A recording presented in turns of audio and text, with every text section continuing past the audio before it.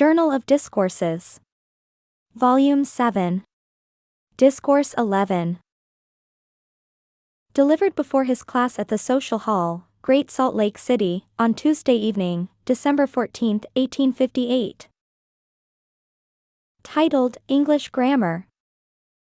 By Orson Hyde. Brethren and sisters, allow me to congratulate you upon this occasion of assembling yourselves together for the laudable and praiseworthy object of engaging in a course of studies in the science of the English language.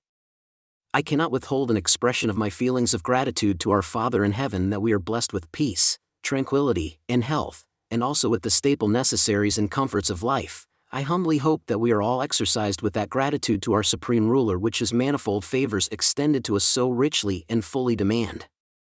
In consequence of the troubles which you and your parents have undergone in years that are past, some, and perhaps I may say, many of you, have not met with an earlier convenient opportunity to acquire the kind of knowledge you now seek.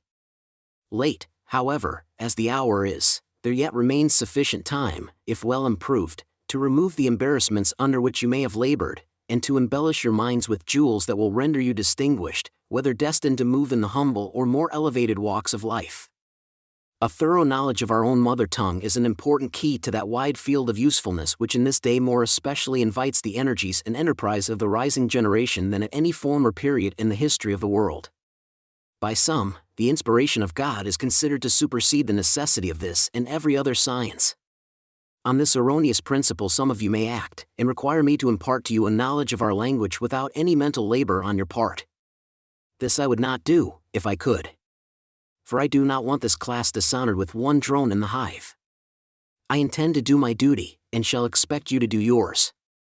Although I thus speak, I do not believe that any one of you entertains any such opinion. Persons of this faith will not come here for the object that has called you out. It is true that God generally calls upon the illiterate or unlearned to bear His name and testimony to the world. In this, the policy of our Heavenly Father differs materially from that of the world. Under His policy, none can say that the important truths which the servant of God is required to declare are the result of his great or superior learning. But the question with me is, must the servant of God always remain an unpolished shaft in the quiver of the Almighty?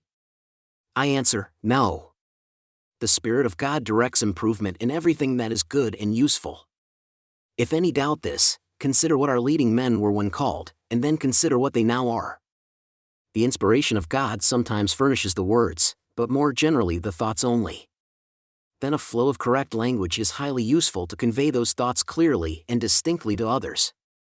City Creek is a gracious bounty and gift of heaven to this community. Yet it requires no small amount of manual labor to conduct it in suitable portions to every citizen's door. The candle of the Lord was never lighted up in any man's heart to be put under a bushel. It will bring him into public notoriety, and he must of necessity communicate with others. If he understand not his own language correctly, he is often put to the trouble of applying to another to correct his sayings, and sometimes under circumstances that are mortifying and humiliating, or suffer an exposure that might be still more unpleasant and annoying to his feelings. A few months of diligent application to the study of grammar will carry you beyond the reach of all these little perplexities and embarrassments, and place you upon the summit of this science, from whence you may view at a glance the wisdom of those who are with you, and the folly of them beneath you, without a second person to explain the one or point out the other. There are persons who profess a knowledge of grammar, and yet they pretend to say that there are no correct rules of language. Were I to attempt to pass off upon any one of you a base or counterfeit dollar, and, being detected in my dishonesty, should attempt to justify myself by saying, all dollars contain more or less alloy, and my bogus dollar is just as good as any other, would my apology be satisfactory to you? No. You would naturally conclude my self-justification to be an index to a heart not wholly fortified by correct principles. I am free to admit that, since the original language was confounded at the Tower of Babel, no perfect system of communications has existed on earth to my knowledge. And consequently, a perfect set of rules could not apply to an imperfect language. But is this a sufficient reason why we should condemn all the rules of syntax, which are the result of the combined wisdom and labor of ages, adapted in the best possible way to the construction and use of speech? Such sweeping declarations may generally be regarded more as an effort on the part of the delinquent to hide some radical violations of just laws than the display of any real wisdom or merit. We might just as well say that men are of no account or worth, because they are imperfect, and hence go to heaven and deal with them there as they were before they came to earth and made flesh their tabernacle.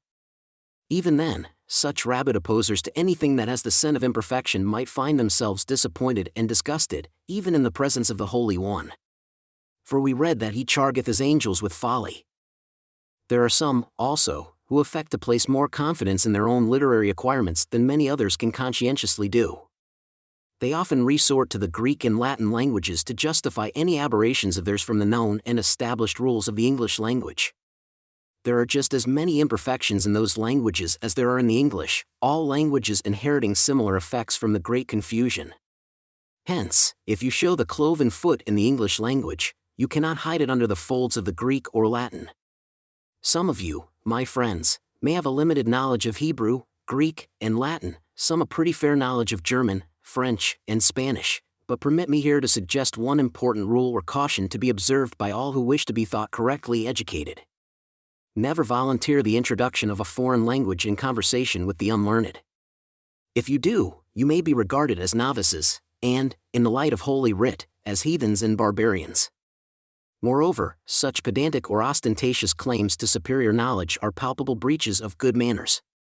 He that is at war with the rules of the English language cannot fail to give unwelcome evidences of the fact in his speech and writings. We are bound, my friends, to deal with men as we find them, perfect or imperfect. And we are also bound to use their language as we find it and as they use it, if we put ourselves in communication with them, with the hope and expectation of doing them good and of guiding their actions. We are met for the purpose, my brethren and sisters, of acquiring this very kind of knowledge. And I trust that you are all sufficiently impressed with the importance of this branch of learning to stimulate you to that diligence, patience, and perseverance in applying yourselves to its acquisition that cannot fail to secure to you the object of your pursuit. Permit me here to speak to you in much plainness. To become thorough grammarians requires much mental labor. The lazy and inactive mind cannot penetrate far into the intricacies of language. You must give to this branch your undivided attention, if you expect to progress with the rapidity that you desire. It is worthy of all the attention you can give it. How often have I heard men say, I would give $1,000 to understand the rules of language, and their proper application to practical use. Consider, now, that in a short space of 15 weeks, a season of the year in which you can do little else to profit, you may be led by the hand of your teacher gently forward in the pursuit of this study. And at the expiration of the term you may continue your progress alone without an instructor to take you by the hand. Suffer no sloth, inactivity, or ordinary business to prevent your attendance at every lesson. If you will all be diligent between lessons, and labor for yourselves as faithful as I intend to labor for you, you will be able, at the close of this school, to march boldly forward, without further aid, to the most elevated heights of grammatical science. I cannot flatter you with the expectation that you will know it all at the close of this term, lest your disappointment should so far react upon your minds as to induce you to cease your efforts to learn. There is no end to the path of science and improvement. Learn all you can in this world that is good and true, and it will only form the basis or grammar of that higher order of education that awaits you among the classified millions that have gone up to celestial institutions through the rugged and thorny way that has been sanctified and honored by the footsteps of him who taught as one having authority, and not as the scribes. I am pleased to see you all apparently cheerful and light-hearted, buoyant with hope and expectation, indicating feelings good and true, warm and kindly. Virtue and integrity, with due respect for others according to station and circumstances, will secure to you a continuation of that glow of charity and goodwill which now animates your breasts. And when you shall bid adieu to earth, may your garments be clean and white, thoroughly washed in the blood of the Lamb, and meet with a kindly welcome in your Father's house. I will try to be with you there. Heaven bless the pure in heart, henceforth and forever. You were just listening to opening address by Elder Orson Hyde, delivered before his class at the Social Hall, Great Salt Lake City, on Tuesday evening, December 14, 1858.